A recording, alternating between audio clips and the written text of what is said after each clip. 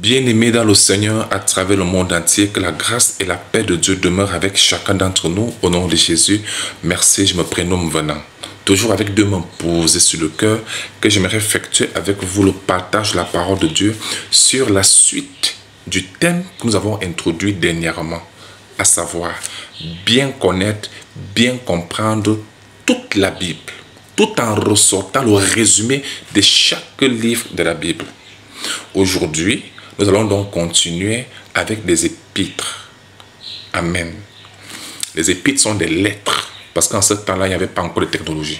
Donc la communication se passait par des épîtres, pas des lettres, surtout des communications à distance. Donc ils envoyaient des lettres. Ici, nous passons maintenant, nous partageons aujourd'hui sur l'hébreu. Hébreu, n'est-ce pas, le livre d'Hébreu. La première chose à noter ici, c'est que, comme le nom l'indique déjà, hébreu, il s'agissait de tout ce qui était en Christ, mais qui était hébreu, n'est-ce pas? Voilà. Et ici, on parle de la révélation de Jésus-Christ, n'est-ce pas? Et chaque fois que vous entendez parler d'hébreu, vous devez noter une chose, c'est que dans le livre d'Hébreu, on montre ici le changement d'alliance. Changement de sacrificature. Ah oui. Parce que dans l'ancienne alliance, il y avait une ancienne alliance qui avait sa sacrificature lévitique. C'est-à-dire le service mené par les Lévites. Là, ils avaient des recommandations, ils avaient leur fonctionnement, n'est-ce pas? On venait avec des boucs et on les sacrifiait. Il y avait des pénitences, un certain nombre de choses pour couvrir le péché. Il y avait même un souverain sacrificateur qui entrait dans le lieu très saint.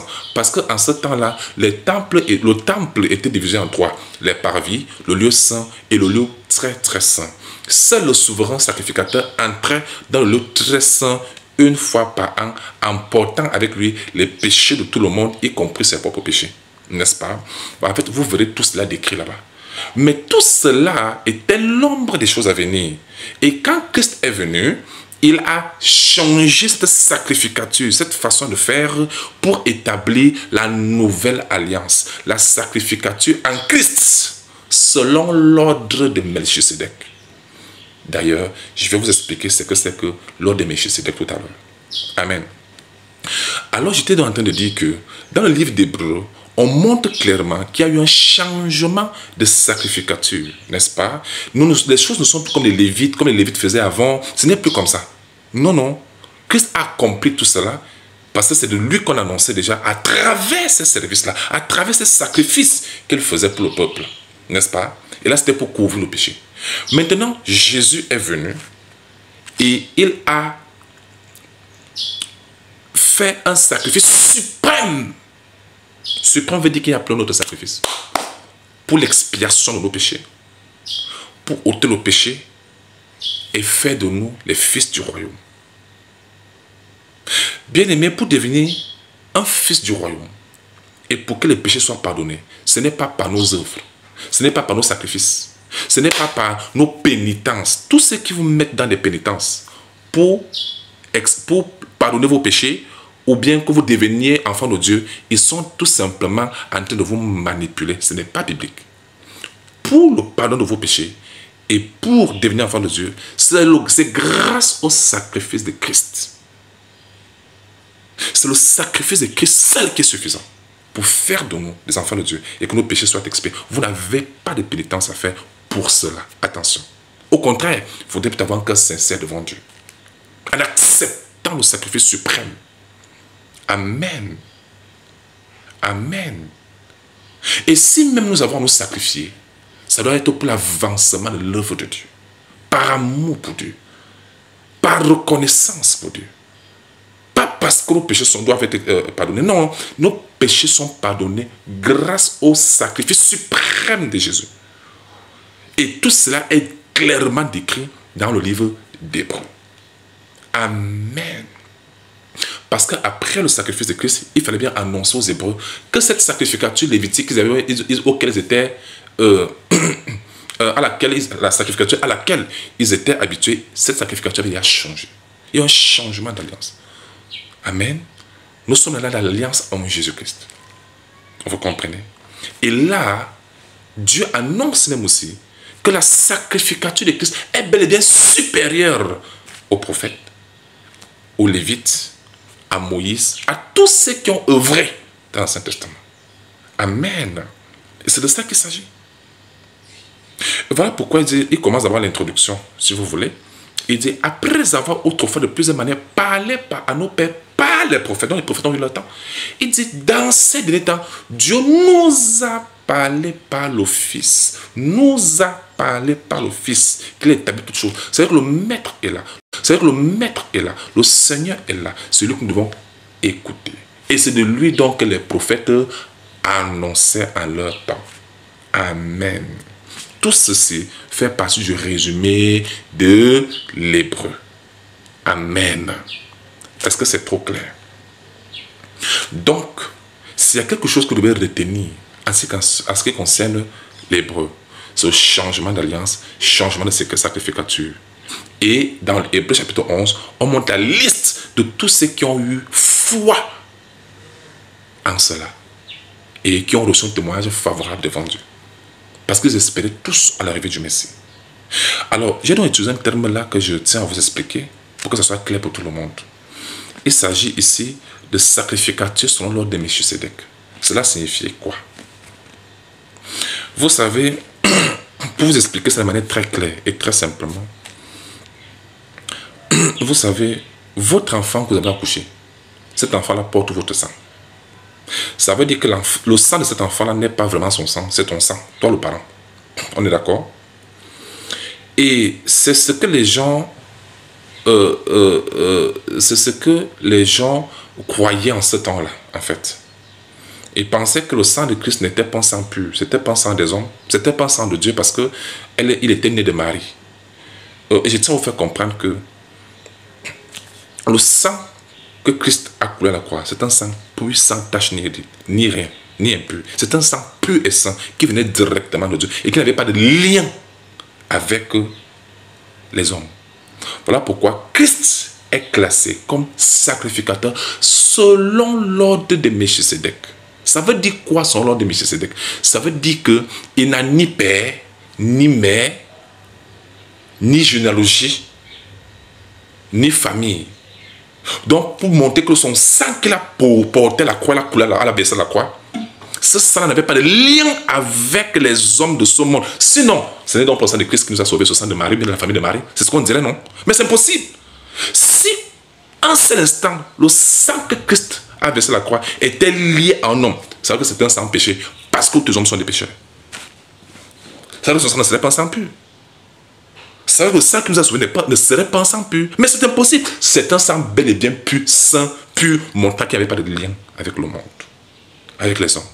Voilà pourquoi Jésus-Christ est bel et bien classé comme sacrificateur selon l'ordre de Melchisédek. Pas de ce monde, mais de Dieu directement. Donc le sang qui nous a sauvés, c'est un sang pur, saint, qui venait directement de Dieu, sans mélange avec les sangs pécheurs de ce monde. Est-ce que c'est trop clair? Toutes ces choses sont écrites dans le livre d'Hébreux. Amen. Est-ce que c'est clair pour tout le monde? Aussi, vous savez, quand il y a un changement de sacrificature comme ça, quand il y a un changement d'alliance comme ça, les gens ont souvent tendance à mépriser les conducteurs de cette alliance-là, de cette nouvelle alliance. Voilà pourquoi, dans le livre d'Hébreux, il y a cette recommandation donnée clairement. Vous comprenez? Dans Hébreux chapitre 13, n'est-ce pas? Lisons le verset. On va lire du verset 15. Par lui offrons sans cesse à Dieu un sacrifice de louange, c'est-à-dire le fruit des lèvres qui confessent son nom. Et n'oubliez pas la bienfaisance et la libéralité, car c'est à de tels sacrifices que Dieu prend plaisir, c'est-à-dire le sacrifice volontaire, sans tristesse ni contrainte. Est-ce que c'est bon? Au verset 17, il dit, écoutez bien, obéissez à vos conducteurs. Parce que les gens ayant sorti la sacrificature lévitique, ils respectaient beaucoup plus les dirigeants de là-bas. Maintenant, ayant changé de sacrificature, maintenant on se retrouve maintenant en Christ. Maintenant, celui qui écrit le livre d'Hébreux a interpellé les Hébreux à respecter les conducteurs qui sont dans le Seigneur.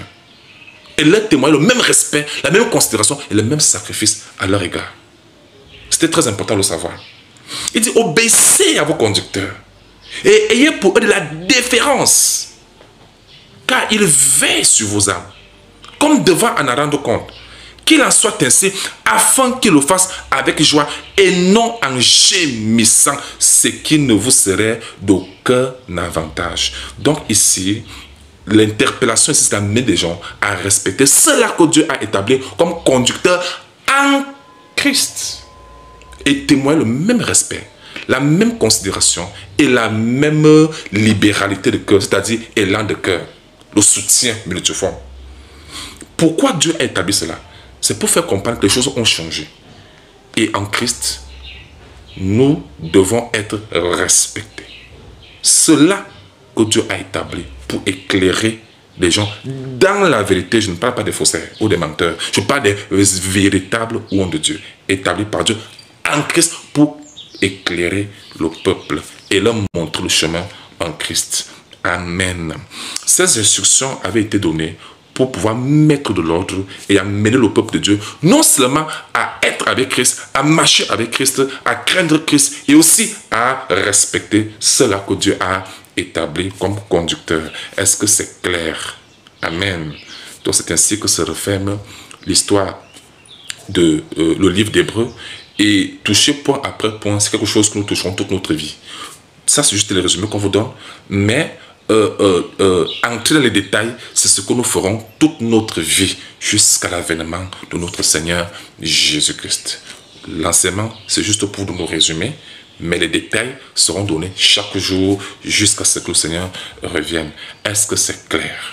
Nous vous encourageons à davantage vous imprégner de la parole de Dieu 24 heures sur 24. Toujours vous adonner à la parole de Dieu 24 heures sur 24. Amen. Et ne permettez à personne de venir vous tromper sur la base de la parole de Dieu. Donc, vous devez vous-même avoir la connaissance de la parole. Parce que si vous ne connaissez pas le vrai biais, vous ne pourrez jamais discerner le faux biais. Mais quand vous maîtrisez le vrai biais, à partir de là, vous saurez discerner tous les faux biais. Quand vous maîtrisez la vérité, la parole de Dieu, vous pourrez discerner toutes les fausses doctrines qui ne cadrent pas avec le Seigneur. Ne vous faites plus avoir, méditez la parole de Dieu, imprimez